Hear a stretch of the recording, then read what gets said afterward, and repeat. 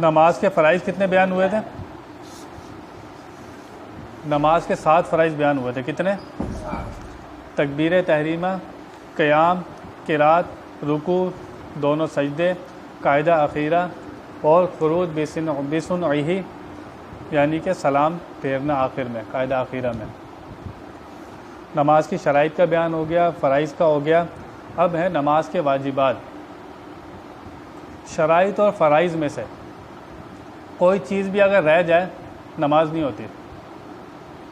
شرائط اور فرائض میں سے اگر ایک شرط بھی رہ گئی یا ایک فرائض بھی رہ گیا تو نماز نہیں ہوتی. لیکن واجبات میں کیا ہوتا ہے؟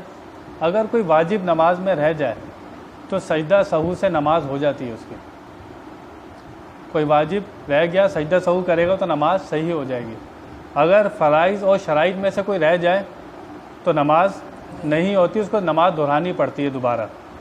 نماز کے واجبات کیا ہیں یہ سن لیں. سب سے پہلے تکبیر تحریمہ. تکبیر تحریمہ میں لفظ جو اللہ اکبر ہم کہتے ہیں نا، یہ کہنا واجب ہے. کیا ہے یہ؟ اگر کسی نے لفظ اللہ اکبر نہیں کہا اس کی نماز شروع ہی نہیں ہوئی اور اس پہ سجدہ صاحب واجب ہو گیا. اس پہ ہر رکعت میں سورہ فاتحہ کا پڑھنا، کوئی سی بھی نماز ہو، فرض ہو، سنت ہو، وتر ہو، ہر رکعت میں کیا پڑھنی ہے؟ سورہ فاتحہ. اور کوئی سورہ فاتحہ نے پڑھنا بھول گیا تو قاعدہ آخرہ میں وہ سجدہ صاحب کرے گا، سجدہ صاحب اس پہ لازم ہو جائے گا اگر سورہ فاتحہ اس نے نہیں پڑھی. سورہ فاتحہ کے بعد سورت کا ملانا. فرض نماز کی پہلی 2 رکعتوں میں جو فرض نماز ہوتی ہے صرف فرض رکعت کی شروع کی 2 رکعتوں میں سورت ملائی جاتی ہے. اس کے بعد جو رکعتیں ہوتی ہیں سورہ فاتحہ کے بعد اس میں سورت ہم نہیں ملاتے. سمجھ گئے؟ سورہ فاتحہ فرض نماز کی شروع کی 2 رکعتوں میں، اور باقی نمازوں کی ہر رکعت میں ایک چھوٹی سورت یا 3 چھوٹی آیتیں یا ان کے برابر 1 آیت یا 2 آیت پڑھنا. کیا مطلب؟ اب سورہ کوثر ہے، یہ ایک سورت ہے نا پوری، یہ 3 آیتیں پوری. کسی نے اگر یہ پڑھ لی تو اس کے لیے اس کی نماز صحیح ہے. 3 آیتیں پڑھنی ہے. اور کوئی ان 3 آیتوں کے برابر کوئی ایک ایسی آیت پڑھے جو ان تینوں کے برابر ہو. قرآن میں ہے نا ایسی آیتیں، بڑی بڑی آیتیں جو 3 4 لائنوں کی بھی ہیں، 2 لائنوں کی بھی ہیں. کوئی کسی نے ایک ایسی آیت پڑھی جو ان تینوں آیتوں کے برابر تھی تو اس کا واجب ادا ہو جائے گا. ٹھیک ہے؟ جیسے قم فانذر 1 آیت، وربک فکبر 2 آیت، وثیابک فطہر یہ 3 آیتیں ہو گئیں، چھوٹی آیتیں. تو یہ 3 آیتیں پڑھتا ہے اس کا واجب ادا ہو جائے گا، وہ رکوع کر سکتا ہے. اگر کسی نے 1 آیت پڑھی خالی انا اعطیناک الکوثر اور یہ پڑھ کے اس نے رکوع کر لیا تو اس کی نماز واجب السجدہ صاحب سے صحیح ہوگی. اس کی 1 آیت پڑھنے اس کا فرض تو ادا ہو گیا لیکن واجب ادا نہیں ہوا. آگے سمجھ میں مسئلہ؟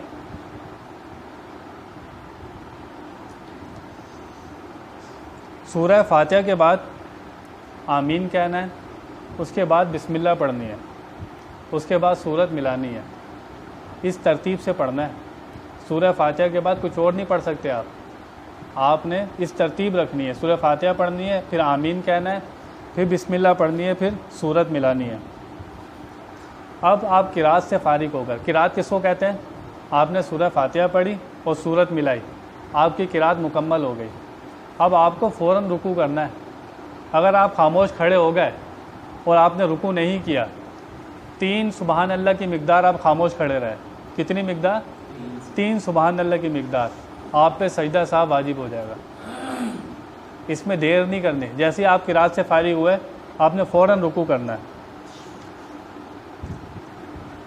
سجدوں میں دونوں پاؤں کی 3 انگلیوں کا پیڑ زمین پر لگنا بہت اہم مسئلہ ہے. یہ آپ سجدہ کر رہے ہیں، آپ کے پاؤں کی، دونوں پاؤں کی 3 انگلیاں ہر پاؤں کی یہ زمین پر لگی ہوئی ہوں تو آپ کا واجب ادا ہوگا. اگر آپ کی 3 انگلیاں نہیں لگی اور 2 لگی ہوئی ہیں آپ کا واجب ادا نہیں ہوگا اور سجدہ صاحب آپ پہ لازم آئے گا. کتنے لوگ ہیں جو مسائل یہ سیکھتے نہیں، اس کی وجہ سے نمازیں ان کی بہت خراب ہوتی ہیں. امام جب قرات کرے بلند آواز سے یا آہستہ، مقتدی کا خاموش رہنا. فجر میں، مغرب میں، عشاء میں تو امام زور سے قرات کرتا ہے نا، آواز آتی ہے، تو اس کے پیچھے مقتدی قرات نہیں کر سکتا، پڑھ نہیں سکتا. اور ظہر عصر میں امام آہستہ قرات کرتا ہے، اس کے پیچھے بھی مقتدی کیا ہوگا؟ خاموش کھڑا رہے گا. تعدیل ارکان، یہ بھی ایک اہم مسئلہ ہے. آپ رکوع میں گئے اور آپ کو اب رکوع سے جب اٹھنا ہے بالکل سیدھا کھڑا ہونا ہے. کیسے کھڑا ہونا ہے؟ سیدھا کھڑا ہونا. ایک سبحان اللہ کی مقدار آپ کو ٹھہرنا ہے. اگر آپ سیدھے کھڑے نہیں ہوئے، آپ رکوع سے اٹھے اور سیدھے نہیں ہوئے، آپ سجدے میں چلے گئے، آپ کے یہ سجدہ سا واجب ہو گیا آپ کے اوپر.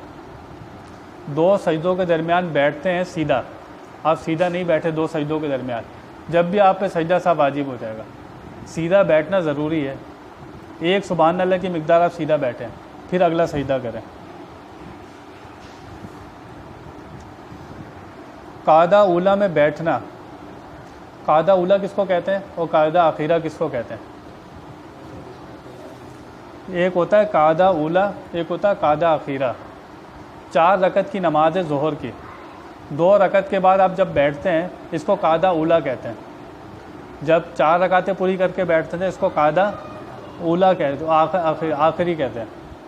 اگر کوئی قاعدہ اولیٰ کرنا بھول گیا، وہ 2 رکعت کے بعد نہیں بیٹھا، تو اب کیا کرے گا؟ کھڑا ہو گیا تو سجدہ صاف کرے گا. سجدہ صاف کرنے سے اس کی نماز ہو جائے گی.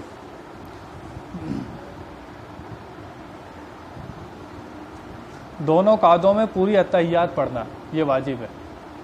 پہلے قعدے میں بھی اور دوسرے قعدے میں بھی پوری اتحیات کا پڑھنا. اگر کسی نے پوری اتحیات نہیں پڑھی تو اس کی نماز نہیں ہوگی جب تک سجدہ صاف نہیں کرے گا. وہ پوری اتحیات کا پڑھنا یہ واجب ہے. یہ کوئی واجب رہ گیا نماز میں اور آپ نے سجدہ صاف نہیں کیا تو آپ کی نماز نہیں ہوئی. واجب رہ گیا تو آپ کو سجدہ صاف کرنا چاہیے تھا، آپ نے سجدہ صاف نہیں کیا. اور قاعدہ اولیٰ میں اتحیات پڑھ کے آپ کھڑے ہو جاتے ہیں، ہے نا. قاعدہ اولیٰ میں اتحیات پڑھ کے آپ کھڑے ہو جاتے ہیں، ٹھیک ہے. اگر آپ نے درود شریف پڑھ دیا قاعدہ اولیٰ میں بھولے سے، سجدہ صاحب واجب ہو جائے گا آپ کے اوپر. اللہم صلی علی پڑھ دیا آپ نے اتنا سا نہیں، اتنا بھی پڑھ دیا اللہم صلی علی، یہ لفظ بھی اگر آپ نے کہہ دیا. ہاں اچھا،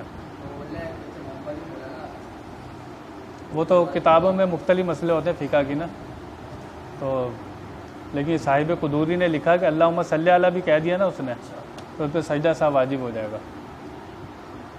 وہ بھولے سے کہہ دیا، اور کسی نے جان بوجھ کے کہا تو اس کی نماز ہی نہیں ہوئے گی، اگر جان بوجھ کے کہا اس نے تو. ٹھیک ہے.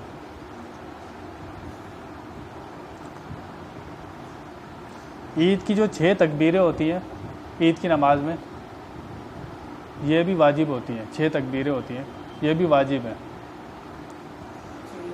ہاں 6 زائد تکبیریں یہ واجب ہوتی ہیں.